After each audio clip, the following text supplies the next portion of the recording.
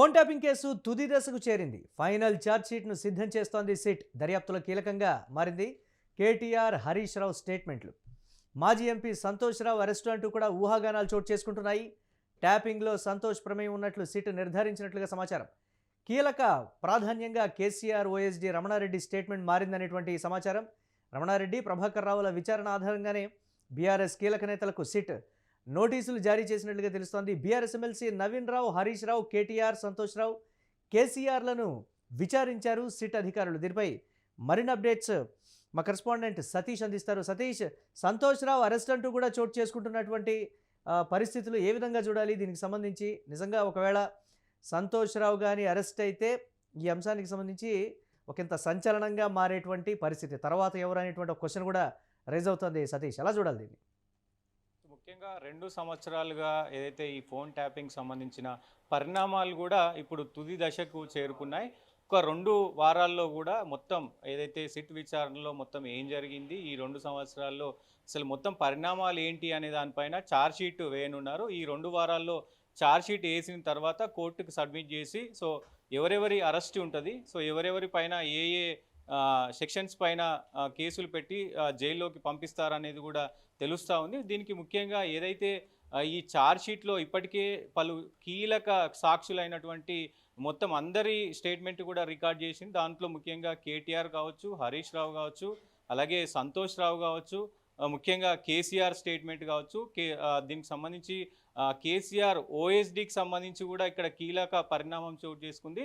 అంతకంటే ముందు వీళ్ళని విచారణ చేసే కంటే ముందు ఏదైతే ప్రణీత్ రావు కావచ్చు, అలాగే ప్రభాకర్ రావు కావచ్చు, రాధాకిషన్ రావు కావచ్చు, వీళ్ళందరూ స్టేట్మెంట్ కూడా ఆధారంగానే ప్రస్తుతం రాజకీయ నాయకుల స్టేట్మెంట్ రికార్డ్ చేసిన పరిస్థితులు కనబడుతూ ఉన్నాయి. దీంట్లో ముఖ్యంగా అన్ని స్టేట్మెంట్స్ ఆధారంగా కొన్ని కీలక విషయాలు ఏదైతే ఈ సిట్కి సంబంధించి కొన్ని విషయాలు దొరికినట్టు తెలుస్తూ ఉంది. దీంట్లో ముఖ్యంగా కొన్ని హరీష్ రావు చెప్పినటువంటి కొన్ని కీలక వ్యాఖ్యలు. ఎందుకంటే హరీష్ రావును దాదాపు 7 గంటల పాటు విచారించారు. ఆ విచారణలో ఆయనకు సంబంధించిన కొన్ని స్టేట్మెంట్ ఆయన ముందు పెట్టి, అంటే ఆయన గతంలో మాట్లాడినటువంటి ఏదైతే కొన్ని స్టేట్మెంట్స్ ఉన్నాయో అవన్నీ ఆయన ముందు పెట్టి విచారణ జరిపినట్టు తెలుస్తూ ఉంది. ఆ విచారణలో కొన్ని కీలక విషయాలను కూడా ఆయన చెప్పినట్టు తెలుస్తూ ఉంది. దాంతోపాటు సంతోష్ రావు చెప్పినటువంటి అంశాలు కూడా పరిగణలోకి తీసుకొని సంతోష్ రావు పైన ఏదైతే ఈ ప్రణీత్ రావు కానీ, ప్రభాకర్ రావు కానీ, రాధాకిషన్ రావు కానీ పలుమార్లు ఫోన్ చేసి ఏదైతే సంభాషణ ఉందో అవన్నీ కూడా ఆయన ముందు పెట్టి మాట్లాడిన పరిస్థితులు కనబడుతూ ఉన్నాయి. ఇవన్నీ కూడా అంటే ఆయన ఇవన్నీ ముందు పెట్టి విచారించినప్పుడు చాలా కీలక విషయాలు చెప్పాడు అనేది కూడా స్పష్టత వస్తుంది. దాంట్లో భాగంగానే ఏదైతే ప్రస్తుతం ఉన్నటువంటి డిఎస్పి ప్రణీత్ రావును మొన్న ఏదైతే సిఐగా డిమోట్ చేస్తూ కూడా ఉత్తర్వులు జారీ చేశారు.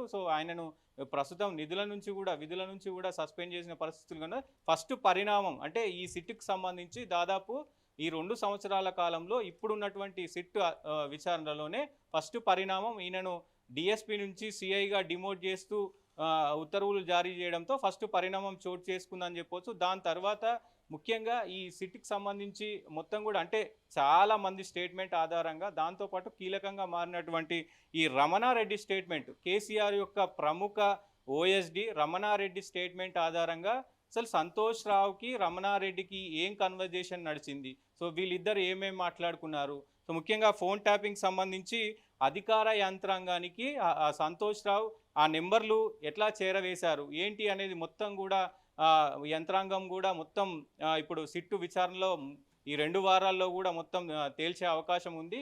ఈ మొత్తం వ్యవహారాన్ని ఒక కొలిక్కి తెచ్చి ఛార్జ్షీట్ వేయనున్నారు 2 వారాల్లో. దీంట్లో ఇంకొంతమందిని కూడా సిట్ అధికారులు పిలిచే అవకాశం ఉంది. వీలైతే మరోమారు నోటీసులు ఇచ్చి మళ్ళీ పిలిచే ఎవరి స్టేట్మెంట్ని కీలకంగా పరిగణలోకి తీసుకుంది సిట్ అనేటువంటిదే. అంటే సంతోష్ రావు అరెస్ట్ అంటే ఆ స్థాయి ఊహాగానాలు బయటకు వస్తున్నాయి, ఆ సమాచారం ఉంది. నిప్పులేందే పొగరాదు, సంతోష్ రావు అరెస్ట్ కన్ఫర్మ్ అనేటువంటి మాట అంటున్నారంటే ఎవరి దానికి సంబంధించి స్టేట్మెంట్ని కీలకంగా తీసుకున్నారంటే కేసీఆర్, ఓఎస్డీ రమణారెడ్డిదా లేకపోతే మిగతా వారిదా అనేది కూడా కీలకంగా మారుతున్నటువంటి పరిస్థితి. కేసీఆర్ని కూడా విచారించిన తర్వాత మరి కేసీఆర్ ఏమైనా చెప్పిన దాంట్లో అంతర్లీనంగా సంతోష్ రావు పాత్రే ప్రధానంగా ఉందనేటువంటి ఒక ఒపీనియన్కి వచ్చింది సిట్ అనేది కూడా ఇక్కడ క్వశ్చన్ మార్క్గా ఉంది. సతీష్, దీన్ని ఎలా చూడాలంటారు? డెఫినెట్గా ఈ విచారణలో ఫస్ట్ కేటీఆర్ అలాగే కేసీఆర్కి ఈ దీంట్లో నుంచి అంటే ఊహాగానాలు అయితే వినబడతలేవు. ప్రస్తుతం ఏదైతే హరీష్ రావుకు సంబంధించి హరీష్ రావు గతంలో కొన్ని స్టేట్మెంట్ ఆయన ఫోన్ మాట్లాడుతున్నప్పుడే ఆ స్టేట్మెంట్ని నా ఫోన్ ట్యాప్ చేస్తున్నారు, నాకెవరు ఫోన్ చేయొద్దు అనే స్టేట్మెంట్ని సో గతంలో ఆయన కొంతమంది చెప్పినటువంటి ఏదైతే వ్యాఖ్యలు ఉన్నాయో ఆ వ్యాఖ్యల్ని కూడా ఆయన ముందే స్టేట్మెంట్ను పెట్టి విచారించినట్టు తెలుస్తుంది. దాంట్లో కీలక సమాచారం కూడా చెప్పినట్టుంది. దాంతోపాటు సంతోష్ రావు కూడా కొన్ని కీలక అంశాలను చేరవేసినట్టు తెలుస్తూ ఉంది. దాంతోపాటు రమణారెడ్డి ఇక్కడ ఎందుకంటే కేసీఆర్కి ఓఎస్డీగా రమణారెడ్డి ఉన్నాడు. రమణారెడ్డితో డైరెక్ట్ ఏదైతే సంతోష్ రావు రమణారెడ్డి వీళ్ళిద్దరు సంభాషణ ఎక్కువ ఉంది. కేసీఆర్కు నివేదిక ఇచ్చారు కానీ ఆ నివేదికలో మాట్లాడింది మాత్రం ఓన్లీ సంతోష్ రావే మొత్తం కూడా ఇన్వాల్వ్డ్ అయి ఉన్నాడు. సంతోష్ రావు ఏం చేశాడు అనే దానిపైనే మొత్తం కూడా ఇప్పుడు విచారణ నడుస్తూ ఉంది. సో దీన్ని కంక్లూడ్ చేసే పనిలోగా పడ్డారు. ముఖ్యంగా ఈ యొక్క ఛార్జ్షీట్ వేసిన తర్వాత ఫస్ట్ ఒకవేళ నిజంగా ఈ ఫోన్ ట్యాపింగ్లో ఏదైనా ముందుకు పోతుంది అంటే ఫస్ట్ రాజకీయంగా ఇది కూడా పెద్ద ప్రకంపన లేపే అవకాశం ఉంటుంది.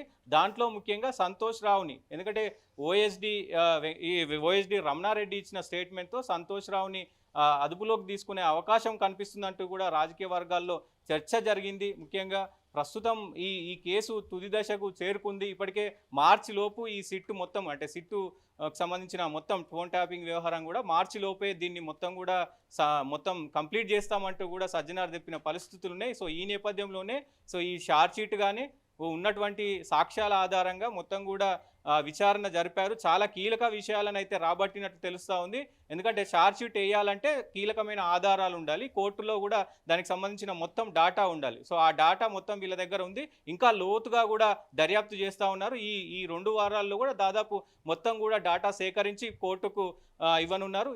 ఇస్తే అరెస్టుల పర్వం మొదలు కానుంది. ముఖ్యంగా అరెస్టుల పర్వంలో ఇప్పటికే సంతోష్ రావు పేరు వినబడతా ఉంది. సో తర్వాత మరి ఏంటి ఆ సెక్షన్లు ఏంటి, ఏ సెక్షన్ల పైన కేసు రిజిస్టర్ చేసి అరెస్ట్ చేస్తారనేది కూడా ఇప్పుడు రాజకీయ వర్గంలో పెద్ద ఎత్తున చర్చనీయాంశంగా మారింది. Right, thanks for updates Satish. ఇక ఫోన్ ట్యాపింగ్ కేసు తుది దశకు చేరినట్లుగా తెలుస్తోంది. ఫైనల్ ఛార్జ్షీట్ను సిట్ సిద్ధం చేస్తున్నట్లుగా తెలుస్తుంది. దర్యాప్తులో కీలకంగా మారాయి కేటీఆర్ హరీష్ రావు స్టేట్మెంట్లు. మాజీ ఎంపీ సంతోష్ రావు అరెస్ట్ అంటూ కూడా ఒక ఊహాగానం అయితే వస్తున్నటువంటి పరిస్థితి. కానీ నిప్పు లేనిదే పొగరాదు అన్నట్లు కూడా చాలామంది సోషల్ మీడియాలో చెప్తూ ఉన్నారు. సంతోష్ రావు అరెస్ట్ అయితే కన్ఫర్మ్ అనేది అక్కడ అంతర్గతంగా వస్తున్నటువంటి సమాచారం. ట్యాపింగ్లో సంతోష్ ప్రమేయం ఉన్నట్లుగా సిట్ నిర్ధారించింది కాబట్టి ఈ ఊహాగానం అని కూడా చెప్తూ ఉన్నారు.